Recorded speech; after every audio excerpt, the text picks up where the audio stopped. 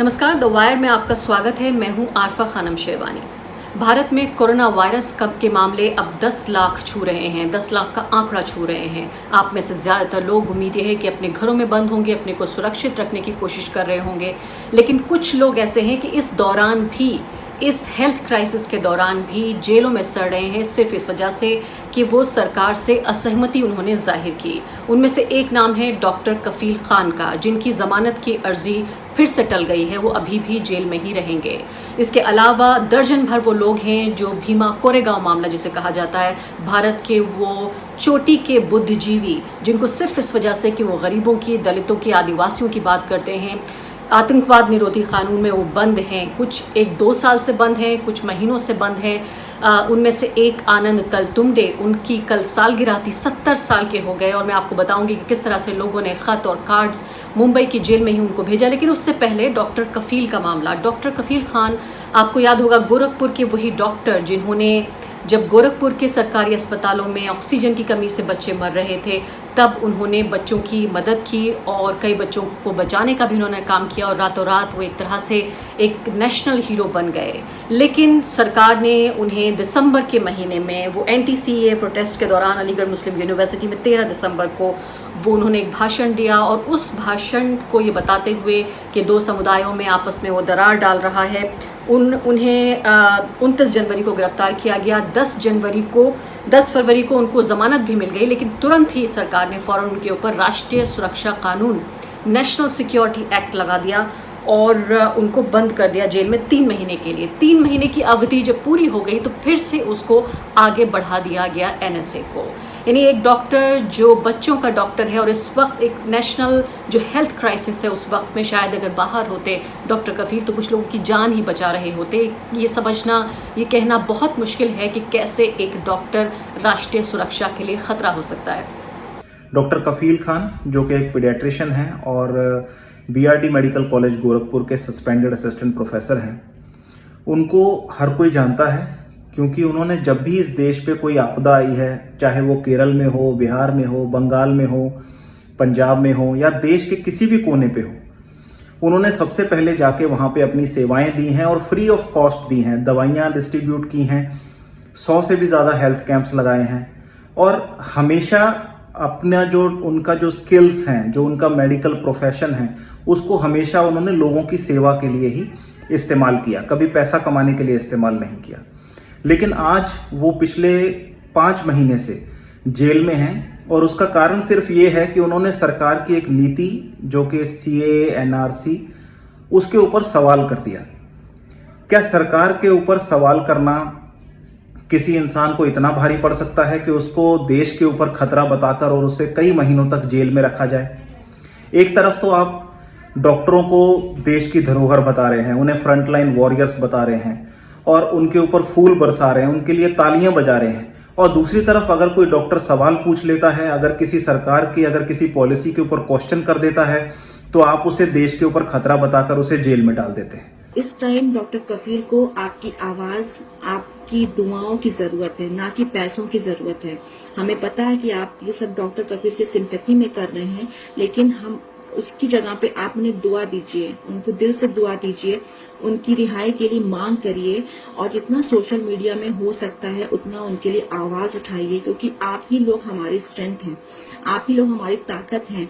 आप लोग ही आवाज उठाएंगे तो शायद डॉक्टर कफील खान को, उनको रिहाई मिल जाए, क्योंकि सोशल मीडिया पे आप जितनी आवाजें उठाएंगे बट हमारे लिए वो स्ट्रेंथ बढ़ती जाएगी। इसलिए हम आप लोगों से उम्मीद करते हैं कि प्लीज आप लोग डॉक्टर कफील के नाम पे क्राउड फंडिंग बिल्कुल मत कीजिए। हमें इस टाइम पैसे की नहीं, हमें दुआओं की जरूरत है। हमें उन माओं की दुआओं की जरूरत है जिनके बच्चों का ट्रीटमेंट डॉक्टर कफील ने किया था। हमें उन सभी लोगों की जरूरत है, उनकी आवाज की जरूरत है जिस सबके डॉक्टर कफील खान खड़े थे। दूसरे आनंद तलतुंबडे, जिनका मैं जिक्र कर रही थी कि उनकी कल सालगिरह थी और 70 साल के हो गए आनंद जी। उनकी मैं पढ़ रही थी कि आखिर क्यों ऐसी बात है कि सरकार को इतनी क्या परेशानी है उनसे। एक व्यक्ति जो कि कमज़ोर समुदायों की बात करता है, उनके अधिकारों की बात करता है, दलितों की, आदिवासियों की, गरीबों की, किसानों की, मजदूरों की। लेकिन सबसे बड़ी समस्या ये है कि आनंद तलतुंबडे जैसे लोग वो लोग हैं जो सरकार की जो बहुसंख्यकवादी जो राजनीति रही है उसके धुर विरोधी रहे हैं। तो क्या ये माना जाए कि ये तमाम जो मुकदमे हैं ये उन लोगों पर इसलिए लगाए जा रहे हैं कि उनका मुंह बंद कर दिया जाए इस वक्त में, जबकि इस तरह के बुद्धिजीवी जिनको अपने काम को पूरी तरीके से दरकिनार करते हुए, जिनको राष्ट्रीय नहीं बल्कि अंतर्राष्ट्रीय स्तर की ख्याति मिली हुई है, उनको भारत की सरकार न सिर्फ कि उनके काम को रिकग्निशन मिले बल्कि उनको जेल में सड़ाया गया है। मैं आनंद तलतुंबड़े जी का किताब तो उनकी पूरी नहीं, लेकिन मैं ये किताब ज़रूर पढ़ रही थी। लॉकडाउन का एक तरह से एक फ़ायदा है कि आप पढ़ने लिखने को ज़्यादा मिल पाता है। दलित गणतंत्र नाम की ये किताब में पढ़ रही थी। मीडिया स्टडीज़ ने ये किताब छापी है और उसमें एक चैप्टर आनंद जी के ज़रिए लिखा गया है और उस चैप्टर में उनकी किताब से लिया गया है जिसमें अंबेडकर किस तरह से उनको गेरुए रंग में, यानी उनको सेफरनाइज करने की कोशिश की जा रही है कि जो भगवा एजेंडा है उसके तहत उसके अनुरूप अंबेडकर को बनाया जा सके। मैं सिर्फ एक पैराग्राफ पढ़ना चाहती हूँ आपको ये बताने के लिए कि कितना अहम है इन बुद्धिजीवियों को पढ़ना भारत को समझने के लिए, जो भारत के संवैधानिक अधिकार हैं हर नागरिक के, जो नागरिक अधिकार हैं, जो हमारे बुनियादी अधिकार हैं, उनकी रक्षा के लिए आवाज़ उठाने वाले लोग, यानी मेरे और आपके लिए आवाज़ उठाने वाले लोगों को जेल में डाला जा रहा है। उनका कहना है कि संघ परिवार इसी कोशिश में लगा हुआ है कि डॉक्टर अंबेडकर को गेरुए रंग में पेश किया जा सके।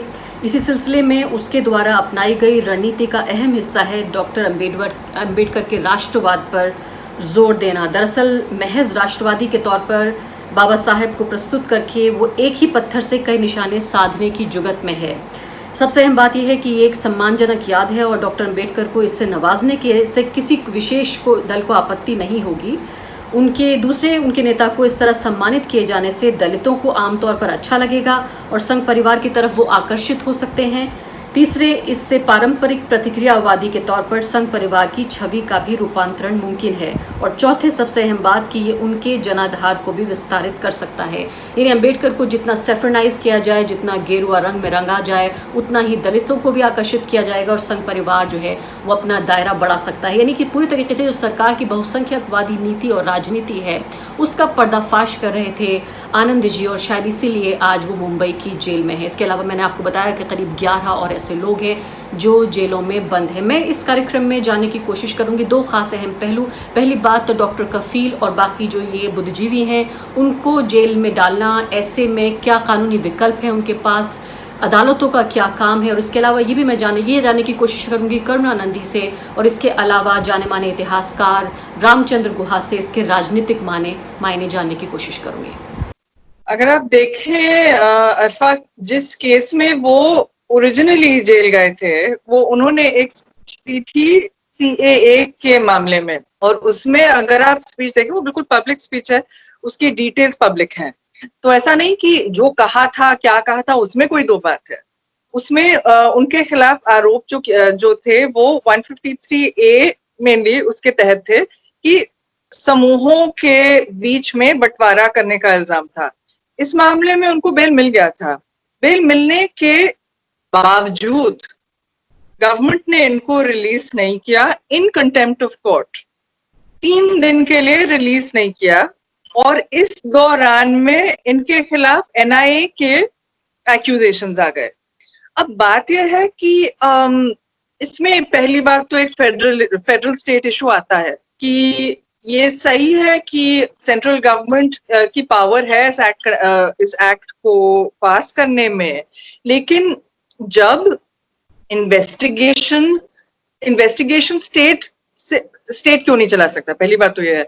लेकिन I think the much more important point here, बहुत महत्वपूर्ण बात ये है कि हर मामले में, स्पीच के मामले में, कोविड लॉकडाउन के कवर में स्टेट क्या कर रही है, गवर्नमेंट्स क्या कर रही हैं कि जिन लोगों ने कोई भी पॉलिटिकल बात कही है, चाहे क्रिटिसाइज किया कोई गवर्नमेंट पॉलिसी, मतलब जो हमारी गणतंत्र में रोजमर्रा की बात होनी चाहिए, जो हमारा गणतंत्र बनाता है, जो सरकारें बनाता है, इन द सेंस दैट जो बोला जाए उसको सुनकर सरकार रिएक्ट करेगी, तभी तो इसको डेमोक्रेसी कहा जाएगा, राइट? तो ये बताइए कि मैं ये जानना चाहती हूँ इन चीजों में नेशनल सिक्योरिटी के अगर मैं जल्दी अपना पॉइंट खत्म कर सकती हूँ, इन बातों में नेशनल सिक्योरिटी लेजिस्लेशन लाए जा रहे हैं, जैसे द यूएपीए, ताकि इन केसेस में कई बार बर्डन ऑफ प्रूफ रिवर्स हो जाता है, getting bell is almost impossible just by invoking the name. तो इन मामलों में आई फील दैट बहुत ही जरूरी है कि जजेस कंटेंट को बहुत क्लोजली देखें और लॉ को बहुत ही स्ट्रिक्टली कंस्ट्रू करें, क्योंकि ये जो कभी कभी डिफरेंस जो दिया जाता है गवर्नमेंट को कि पता नहीं है, अब नेशनल सिक्योरिटी अगर गवर्नमेंट ने कह दिया तो हो सकता है इसमें कुछ है, ये बात जो पहले की बात कभी अगर थी वो आज बिल्कुल नहीं रही है।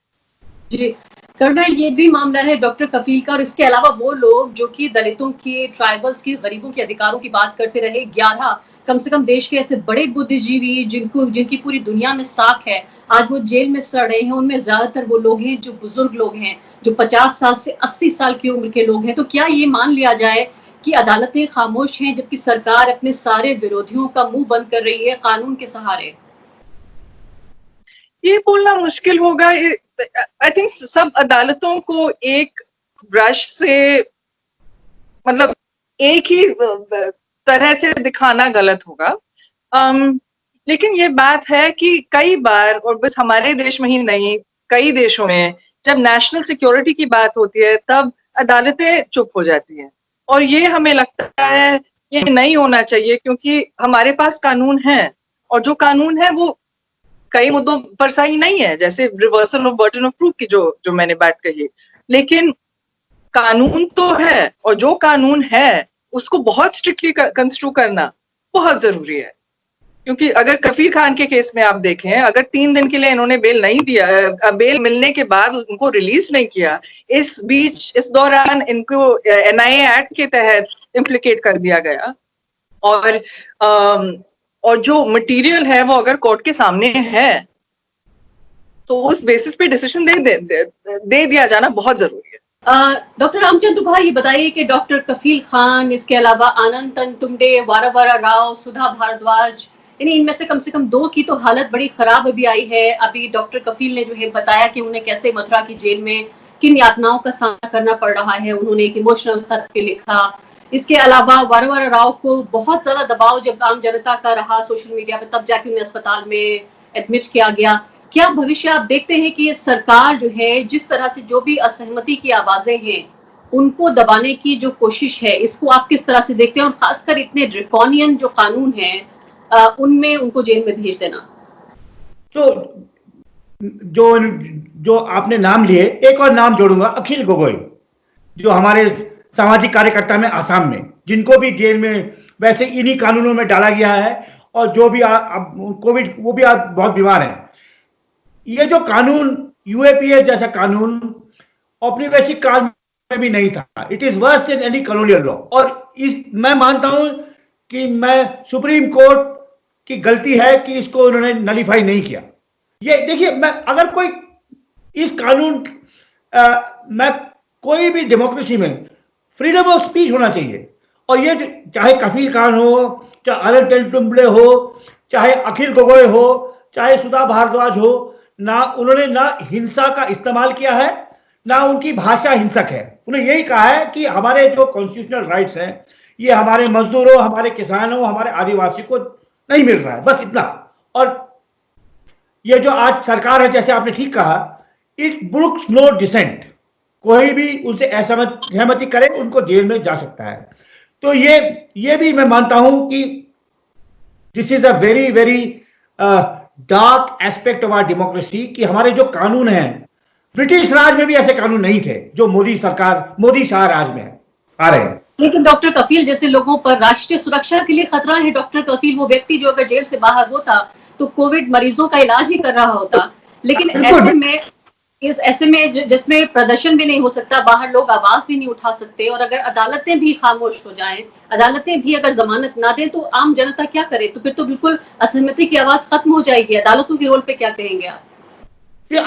देखिए, जो आप कह रहे हैं, कुछ हमारे हाई कोर्ट जो बोलते हैं, लेकिन सुप्रीम कोर्ट उनको ओवर रूल करती है।